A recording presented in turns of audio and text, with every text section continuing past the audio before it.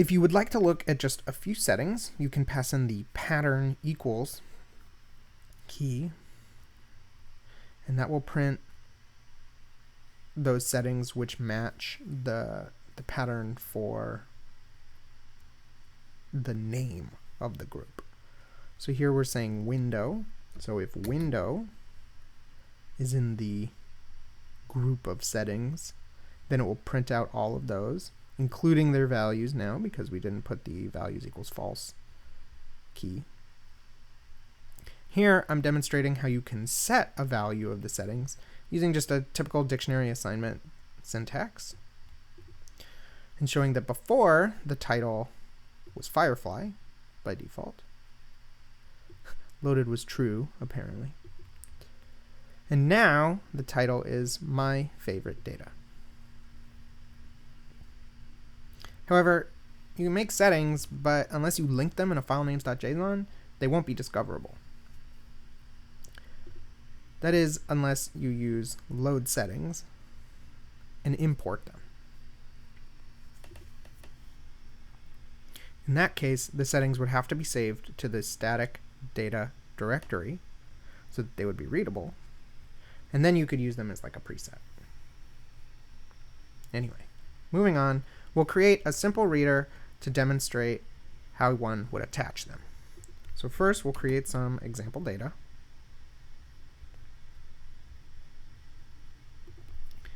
Then we'll print all of the settings that have to do with the particle data using the pattern particle.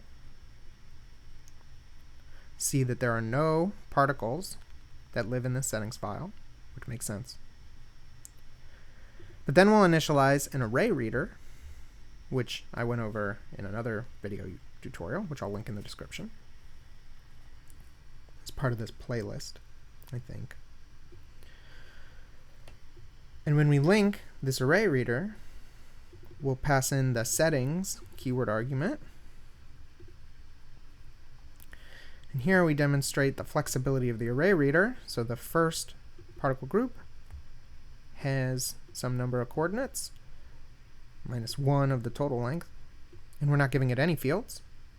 Whereas here, we're giving 2 fields to the second particle group. And so you can see that this reader has 2 particle groups, p group 0, which has 7,999 particles, 0 track fields. Particle group 1, 8,000 particles, 2 track fields.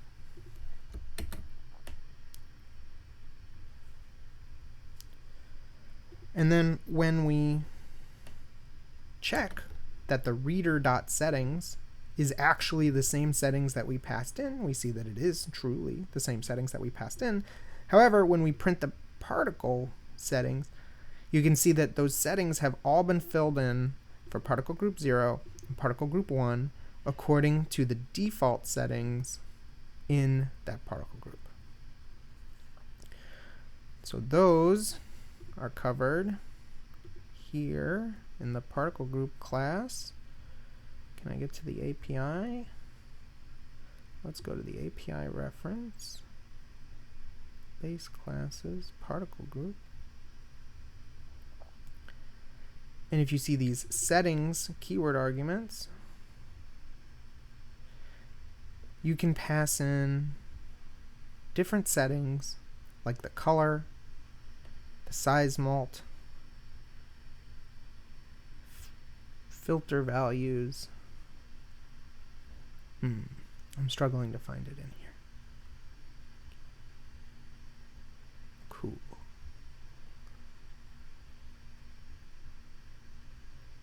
Why did I do this?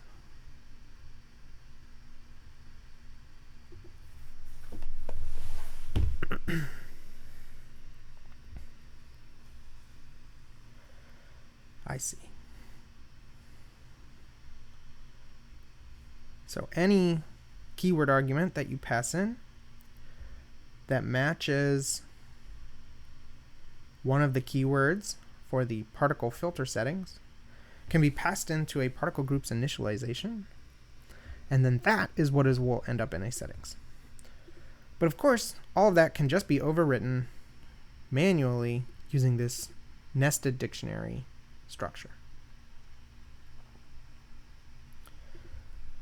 Now that we have a settings file, we can output it. Because this wasn't called from a reader, it will print a warning message that it will need to manually be added to filenames.json. That same file can then be re-imported to overwrite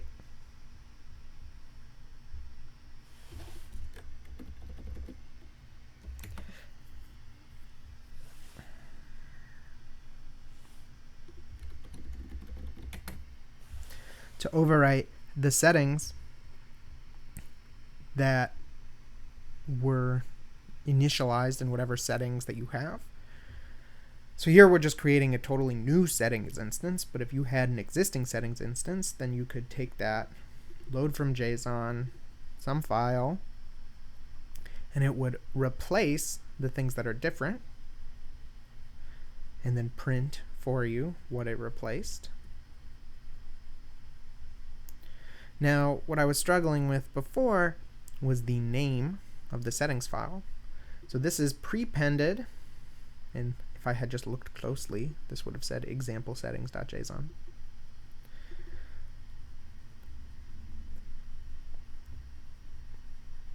So, anyway, now that we have a settings file, we can add another particle group to it without using a reader class, if for whatever reason that's what you wanted to do, by changing the ParticleGroup.settings default keys.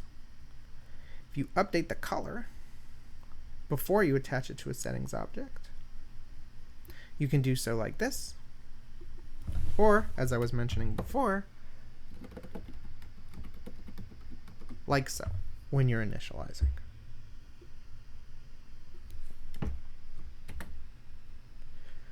Once you have created your particle group, you can attach that particle group to the settings using the attach settings method. You can get to those attached settings using the ParticleGroup.attachSettings attribute. You see that it is the same settings. And if you print keys that match this particle pattern, you see that everywhere that there was a pgroup 0 and a pgroup 1, now there is also a test matching the UI name that we passed for that particle group.